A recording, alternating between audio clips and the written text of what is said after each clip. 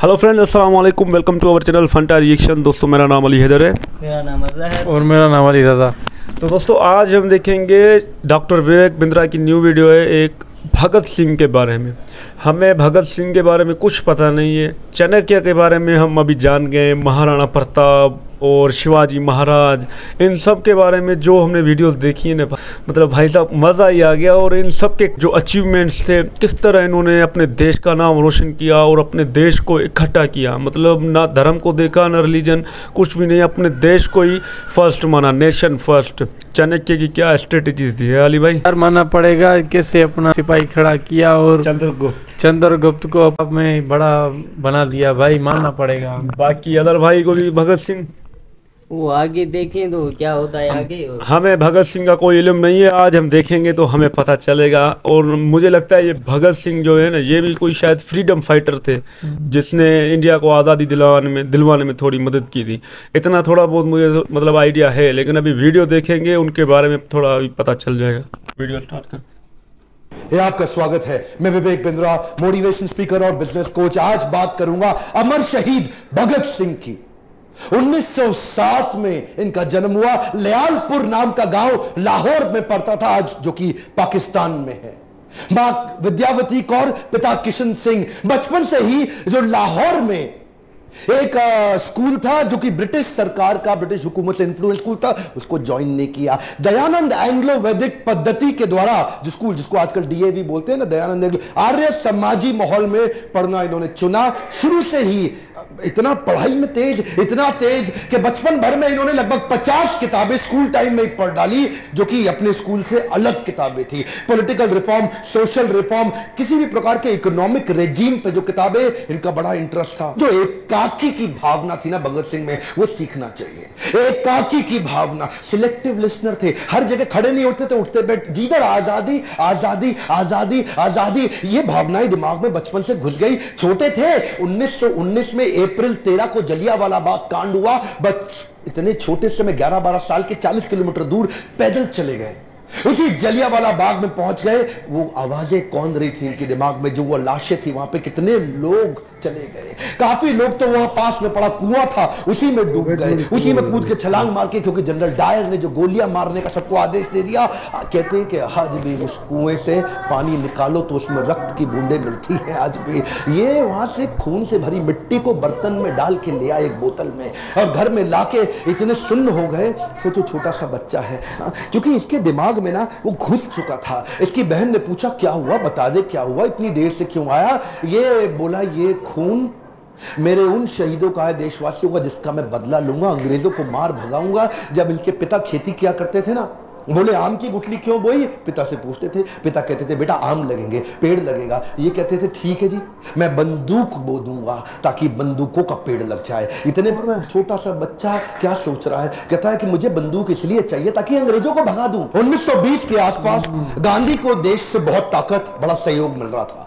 गांधी उस समय पावरफुल आवाज बन चुके थे देश की, जिन्होंने आम जनता की आवाज को उठाया। अहिंसावाद, वो क्या कहते हैं, मुझे लड़ना नहीं है, लड़े बिना अंग्रेजों को, गोरों को भगा दूंगा। नॉन कोऑपरेशन मूवमेंट चालू किया। ये नॉन कोऑपरेशन मूवमेंट आपने इतिहास, हिस्ट्री में जरूर पढ़ा होगा। क्या कहते हैं, असहयोग आंदोलन। गोरों का लाया, गोरों का बनाया, जो कुछ रिजेक्ट करते जाओ, रिजेक्ट करते जाओ, रिजेक्ट करते जाओ, पागल लोग चले जाएंगे देश से। गांधी बोले शांति से करा दूंगा इस काम को, और पूरा देश मान गया। उस समय बड़े प्रभावित थे शहीद आजम भगत सिंह, उनके विचार से वो भी ज्वाइन कर गए। उन्हीं दिनों चौरी चौरा नाम का एक स्थान, जो कि गोरखपुर में बिहार के नजदीक आज भी पड़ता है, वहां पे 1922 में, उस समय 14 साल के रहे होंगे भगत सिंह, 1922 में इन्होंने एक पुलिस थाने के सामने जोरदार प्रदर्शनकारियों ने शोर मचाया। वहां एक बाजार में अंग्रेजी शराब बिक रही थी, अंग्रेजी कपड़े बिक रहे थे। वहां इन्होंने शोर मचाया कि गोरे वापस जाओ और ये कपड़े और शराब की बिक्री बंद करा दो।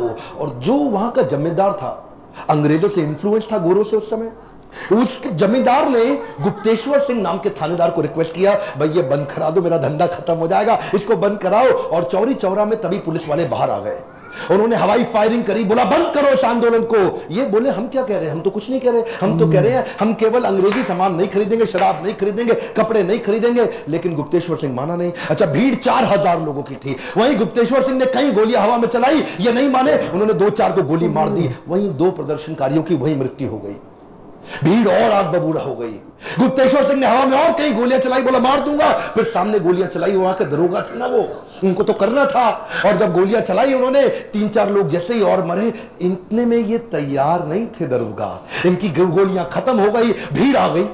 और भीड़ ने जब इनकी गोलियां खत्म हुई तो उनको मारना शुरू किया पुलिस वालों को, और मारते मारते ये भगा के उनको थाने में ले गए, थाने को आग लगा दी। कई 17 पुलिस कर्मियों की उसी थाने के अंदर मौत हो गई, आग के नीचे जल गया। और वहां पे गांधी को बहुत आहत हुई, बोला मैं कह रहा हूं असहयोग, अहिंसा, और तुमने इतनों को मार दिया। वो दिन नॉन कोऑपरेशन मूवमेंट गांधी ने वापस लिया, और जैसे ही मूवमेंट वापस लिया ये लोग परेशान हो गए। भगत सिंह और उनके जितने प्रकार के उसी विचारधारा के लोग, वो बोले 2 दल बन गए, गरम दल, नरम दल। नरम दल गांधी का था और गरम दल भगत सिंह जैसे लोगों का था। उन दिनों बोल्शेविक मूवमेंट रशिया का था, उससे ये बड़े प्रभावित थे। मैंने बताया ना, विदेशी किताबें भी बहुत पढ़ते थे। बोल्शेविक मूवमेंट, ये बोले कि लड़ना पड़ेगा। अब तो बात ये थी कि हो सकता है अगर गांधी नॉन कोऑपरेशन मूवमेंट वापस ना लेते, आजादी जल्दी मिल गई होती। एक्चुअली उन दिनों ना भगत सिंह तो नाचा करते थे, आजादी मिलने वाली है, आजादी, क्योंकि नॉन कोऑपरेशन मूवमेंट सक्सेसफुल था, पूरा देश को सहयोग मिल रहा। गांधी ने वापस ले लिया, बोला अभी आप तैयार नहीं हो, आपने गुप्तेश्वर सिंह पुलिस वाले को और पूरे थाने को क्यों मार के खत्म कर दिया। गांधी ने रोक दिया पूरा आंदोलन। ये लोग उस समय आग बोले अब लड़ना पड़ेगा। ये जो एक्चुअली ये ना हथियारों की क्रांति बाद में आई, भगत सिंह की पहले विचारों की क्रांति थी। उन दिनों कॉलेज ज्वाइन किया इन्होंने, लाला लाजपत राय का पंजाब के अंदर जो पाकिस्तान में पढ़ता वो कॉलेज ज्वाइन किया, और वहां पे ये गतिविधियां स्ट्रॉन्गर थी। उन दिनों ये लगभग 300 किताबें अपने कॉलेज में एक्स्ट्रा पढ़ बैठे, क्योंकि जब खाली होते थे किताब पढ़ते थे, और उसके बाद अपने एकाकी की भावना से स्पीड आती है। ध्यान दीजिए, कम ऑन, लर्निंग क्या है, एकाकी की भावना से। इसीलिए तो शहीद भगत सिंह ने 23 साल की उम्र तक वो सब कर दिया जो आज लगभग 90 साल के बाद भी हम उनको याद कर रहे हैं। 1924 में ये लगभग 17 साल के थे, मां ने शादी की तैयारी कर दी। ओए बेटा शादी कर लो, कुड़ी बड़ी सोनी है, ओए बेटा शादी कर ले, तेनू रोटी खवाएगी, ओए शादी कर ले, तेरा ध्यान रखेगी। मां बोलती रह गई, और ये क्या बोले, दुल्हन मेरी दुल्हन नहीं होगी, आजादी ही मेरी दुल्हन होगी। रातों रात चिट्ठी लिख के भाग गए, मां रोती थी, अकेली पड़ गई। क्यों ऐसा होता है कि भगत सिंह की जब बात हो तो हम चाहते हैं पड़ोसी के बच्चे के घर पैदा हो, अपने घर पे सब कुछ छोड़ के। ये वहां पंडित आजाद की टीम को ज्वाइन कर लिया, और जाके क्या बोले, अब एकाकी की भावना। जानते हैं शुरू में तो बचपन में बड़े एक्साइटमेंट में रहा करते थे, कुश्ती लड़ते थे, अभिनय का शौक रखते थे, लेकिन एकाकी की भावना के चलते 1925 में इन्होंने, अभी 18 साल की उम्र, काकोरी कांड की तैयारी कर ली। काकोरी कांड को उन्होंने सफल बनाया, पैसे की जरूरत थी, अंग्रेजी खजाने को लूट लिया, और लूटने के बाद अच्छा पकड़े गए, उसे पकड़े गए अशफाक उल्लाह खान और राम प्रसाद बिस्मिल, इन दोनों को फांसी हुई। 2 शहसवारों को जब फांसी की सजा सुनाई, ये लोग टूटने के लिए नहीं बने थे, ये तोड़ने के लिए बने थे। राम प्रसाद बिस्मिल की वो याद आ गई इनको बात, सरफरोशी की तमन्ना अब हमारे दिल में है, देखना है जोर कितना बाजुए कातिल में है। क्या मतलब, सरफरोशी, कटा लूंगा अपना सर, ये मेरी तमन्ना है, और तेरी बाजू में कातिल दम कितना है, मेरी तमन्ना ज्यादा बड़ी है गला कटाने की कि तेरी बाजू में ताकत कितनी है, वो आके देखते हैं। ये आपने सुना तो होगा, मतलब पहचानिए, ये इसको बोलते हैं विचारधारा। सरफरोशी की तमन्ना, अपना गला कटा लेने की तमन्ना, वो ज्यादा बड़ी है कि तेरे बाजू में जोर मेरी कत्ल करने का बाजुए कातिल में है। दशहरा ग्राउंड में चले गए, लिखने में बहुत तेज हुआ करते थे उन दिनों, पत्रिकाओं में, अखबारों में ये लेख लिखा करते थे सोशल रिफॉर्म्स के बारे में, अंग्रेजी हुकूमत के खिलाफ, कभी अपने नाम से कभी बेनामी लेख लिखा करते थे, और ये वहां जाके पर्चे बांटने लगे। दशहरा ग्राउंड में हजारों की भीड़ होती है, अपनी टीम तैयार करनी है, इनको लोग जोड़ने हैं, अंग्रेजी हुकूमत के खिलाफ पर्चे बांटते पकड़े गए, वहां बम फोड़ के भागने लगे, फिर पकड़े गए। और इस बार इनसे अच्छा कोर्ट जानती थी कि इसको छोड़ना नहीं है, पुलिस जानती थी अंग्रेजी हुकूमत छोड़ना नहीं है। जब बेल की बात करी, 60,000 रुपए मांग लिए। ये 60,000 रुपए थोड़ा सा मैं चाहता हूं आज व्यूअर्स को कि विजुअलाइज करो, आज के 60,000 रुपए नहीं, 90 साल पहले के 60,000 रुपए। कितने खेत बेच के वो जमानत देके इनको बाहर निकाला, ये अगली तैयारी में लग गए। 1928 में जब लगभग 20 साल के थे, लाला लाजपत राय, जो कि थे तो उनके गुरु के समान, लेकिन विचारधारा में फर्क था। लाला लाजपत राय नरम दल के थे, ये गरम दल के थे। उन्होंने कन्विंस कर लिया कि साइमन कमीशन के खिलाफ हम नारेबाजी करेंगे। लाहौर में ऐसी नारेबाजी करेंगे कि साइमन कमीशन वापस जाओ, वापस जाओ, वापस जाओ, बिना हथियार के करेंगे। ये लाला लाजपत राय के कहने पे आ तो गए, लेकिन वहां पुलिस वालों ने इन पे इतना लाठीचार्ज किया, इतना लाठीचार्ज किया, लाला लाजपत राय को कहीं चोटें आई और उसके बाद अस्पताल में उनका इलाज के दौरान देहांत हो गया। वो बोले थे कि मेरी मौत ब्रिटिश सरकार की ताबूत पे आखिरी कील साबित होगी। भगत सिंह, राजगुरु, जयगोपाल, चंद्रशेखर, हालांकि ये लाला लाजपत राय को पसंद नहीं करते थे विचारधारा में, लेकिन उनकी मौत से आहत बहुत हो चुके थे। बोले पिता समान है हमारे, इनकी मौत का बदला तो लेना पड़ेगा। जेम्स स्कॉट जिसने ये मारने का आदेश दिया था, उसको गोली मारेंगे अब हम। चारों ने तैयारी कर ली। वहां कोतवाली के सामने लाहौर में चारों ने अपनी अपनी जगह बना ली और स्कॉट के बाहर निकलने का थाने से इंतजार कर रहे थे कि गोली मार के भागेंगे। उसको गलती हो गई, स्कॉट की जगह डिप्टी सुपरिटेंडेंट ऑफ पुलिस उस समय सॉन्डर्स, वो बाइक से निकला और राजगुरु ने उस पर गोली चला दी। एक गोली मारी उसको, यहां भगत सिंह भाग के आए, 3 गोली सर में और मार दी, इंश्योर कर दिया खत्म कर दे। पीछे से एक वही थानेदार हिंदुस्तानी था, वो भागते हुए आया था उस समय।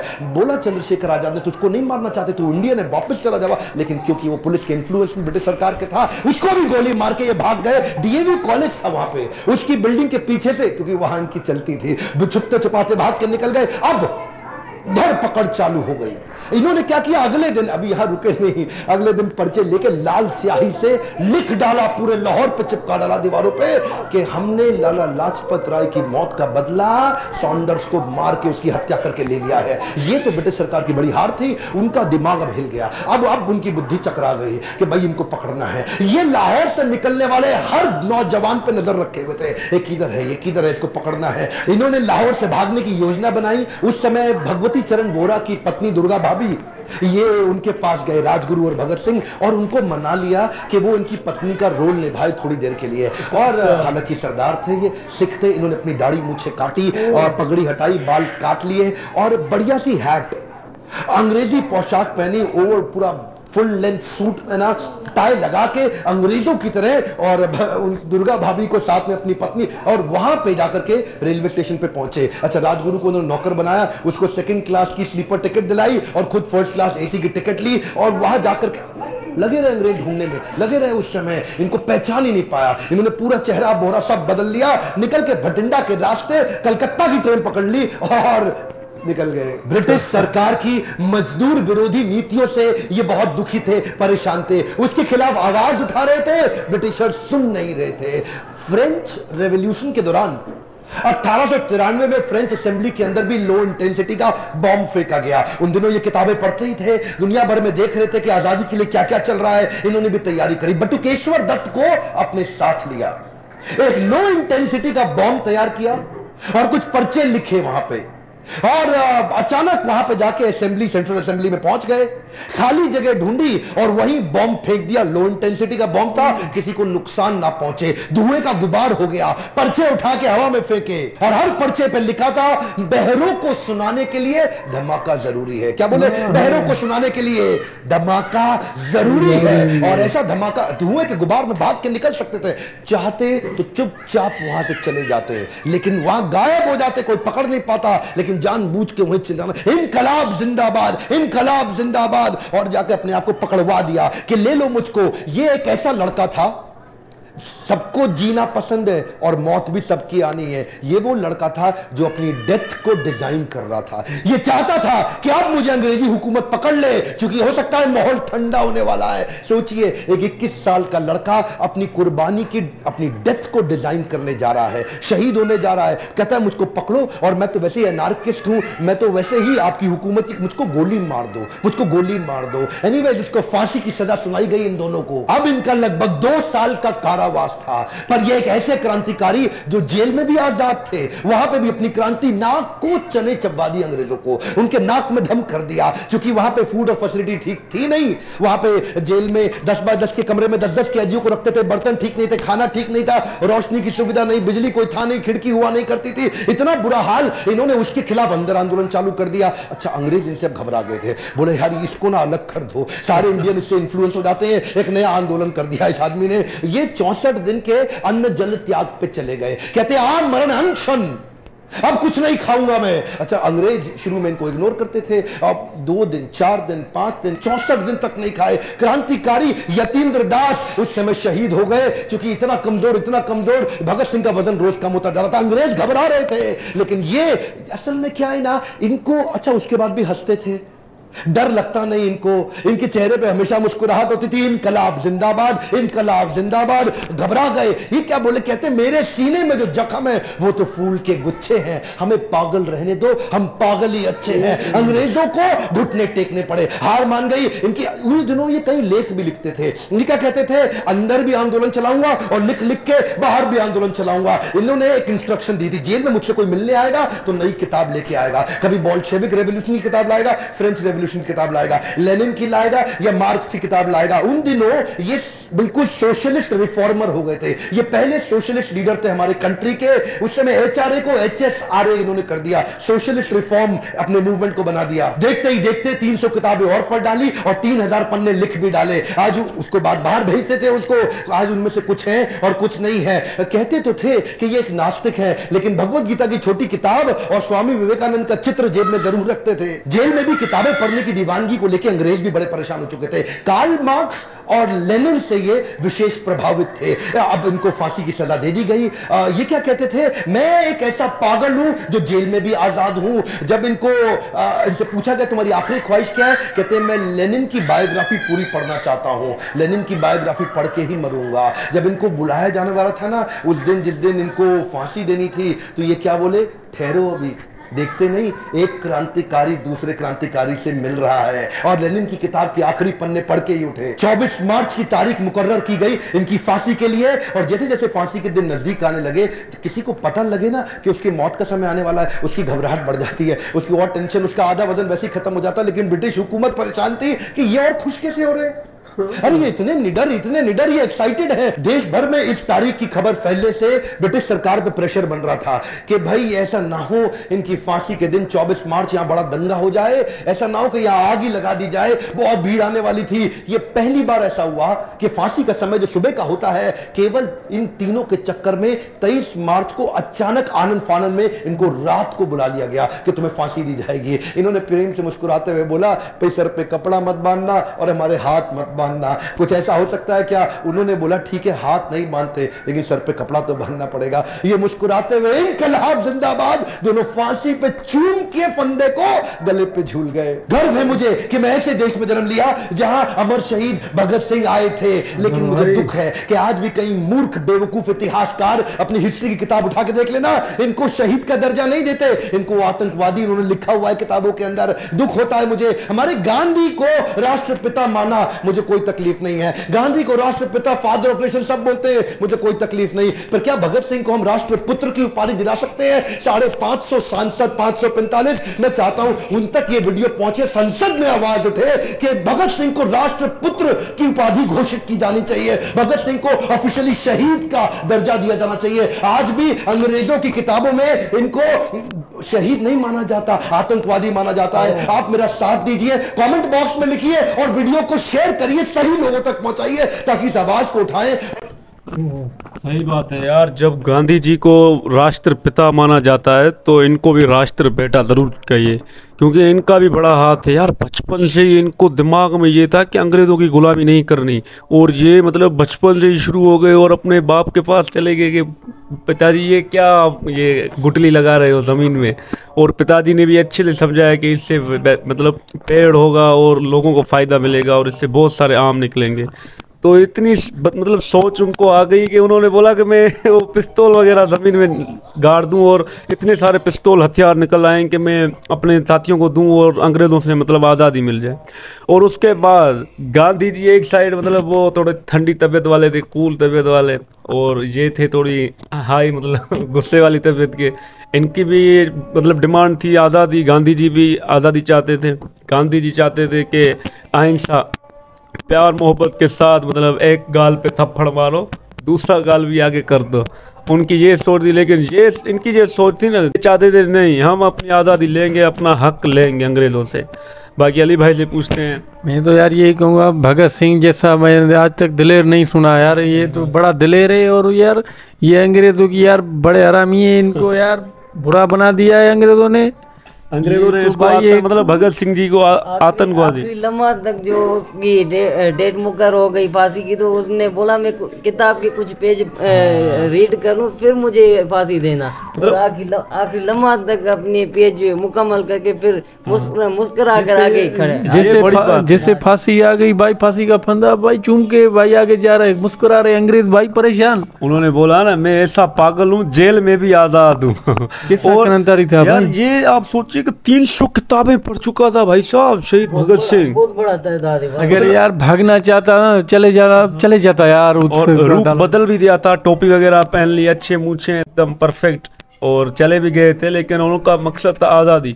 लेकिन एक वक्त पे मामला ठंडा हुआ था। मामला ठंडा हो जाता तो ये फिर से क्रांति कर देते। पर यार ये अपने आप को भाई पकड़ा दिया। इसकी वजह थी ना, उन्होंने बोला कि अगर मामला ठंडा हो रहा है और हम भी कुछ नहीं कर पाएंगे तो ये सब हमारा जो मेहनत थी हमारी वो ज़ाया हो जाएगी। लेकिन उन्होंने प्लान किया, अपने आप को हवाले कर दिया, और वो एक जगह पे बम भी फोड़ दिया और कागज़ वगैरह भी फेंक दिए कि आप सबको मतलब वहाँ पर जरूरी है। अगर वहाँ पर वो गिरफ्तारी नहीं देते ना तो और ज्यादा क्रांतिकारी बढ़ती यार। मतलब अगर उन्होंने गिरफ्तारी दे दी तो लोगों में उत्साह हो गया ना, ये क्या हो गया, शहीद भगत सिंह को मतलब अंदर कर लिया है जेल में। और जेल में भी वो गए तो जेल में भी वो डर रहे थे, ये यहाँ भी लोगों को ऐसे भड़का रहा है। जो सिपाही थे वो जो कैद खाने के बाद जो पहरा दे रही थी वो भी बोल रही थी ये पागल बंदा है, खाता नहीं है, और मुस्कुरा कर रहे थे। फिर और मुस्कुरा भी रहे थे, टेंशन नहीं ले रहे थे, एकदम मुस्कुरा रहे थे, किताबें लिख रहे थे। मौत करीब आ रही थी, वो कह रहा था मैं मिलने जाऊंगा, आज मेरा मिलने का टाइम आ गया है। भाई क्या बात है यार, ऐसा जज्बा बात है कि इंडिया हिंदुस्तान के पास ऐसे भी मतलब फ्रीडम फाइटर हैं। और मतलब आज गांधी जी को याद किया जाता है तो इनको भी याद करना चाहिए। भगत सिंह यार, मुझे भगत सिंह बड़ा अच्छा लगा यार ये सुनकर। मैं तो आज उनको भी हमने सुन लिया ना, गूज बम्स आ गए थे हम तीनों को। अगर वकार भाई भी होते हैं ना बड़ा, वो भी थोड़ा उनके पता चल जाता उसको भी यार, वो सुनना अच्छा लगता है यार। वकार भाई भी सुनते हैं ना, मैं तो फैन हो गया भगत सिंह का भाई। क्या मतलब लीडर थे भाई साहब। मैं तो चाहूंगा यार इसको मिलना चाहिए, शहीद का ओहदा मिलना चाहिए। क्यों नहीं मिलता अभी तक यार? इंडिया वालों कुछ आप उठाओ। बचपन में छोटी उम्र में 300 किताबें बड़े बड़े पढ़ ली थी, वो भी बहुत है। माँ जी भी बोल रही थी कि शादी कर ले बेटा, उम्र हो गई है। लेकिन उसने बोला नहीं, मेरी दुल्हन वो है जब आज़ादी होगी, देश की आज़ादी होगी, वही मेरे लिए दुल्हन है। मतलब यार इतनी सी उम्र में जब वो अपने देश के लिए सोच रहा है। आजकल आपको पता है यार 25-30 साल के लड़के भी देश के लिए नहीं सोचते, बस अपनी मस्त मौजों में याशों में लगे पड़े हैं। लेकिन वो बच्चा जो छोटी सी उम्र से लेकर अपना मकसद बना लिया आज़ादी के लिए, और ऐसे योद्धाओं का, ऐसे वीरों का जब पाकिस्तानी क्या कोई भी सुनेगा तो गूज़बम्स आएंगी। और हमें बहुत अच्छा लगा ये भी सुन के। वो तो हिंदुस्तान इकट्ठे हुआ था पाकिस्तान साथ लाहौर में वो पढ़ाई की थी ना कॉलेज में। इंडिया वालों भगत सिंह के लिए भाई आवाज उठाओ, शहीद का ओहदा उसको दिलाओ यार। ये हम जरूर कहेंगे, ऐसा करना चाहिए। बाकी मजा आ गया यार, शहीद भगत सिंह के बारे में भी आज हमें पता चल गया कि वो किस तरह मतलब एक महान, एक ऊंचे आला ओहदे के फाइटर थे। और उन्होंने अपने देश के लिए जो भी किया आज उनको लोग याद करें। और पाकिस्तानी भी प्राउडली बोल सकते हैं क्योंकि उस वक्त पाकिस्तान इंडिया साथ था। तो ये थी आज की वीडियो, उम्मीद करते हैं आपको अच्छी लगी होगी। इसको लाइक करें, शेयर करें, सब्सक्राइब करें। Thank you.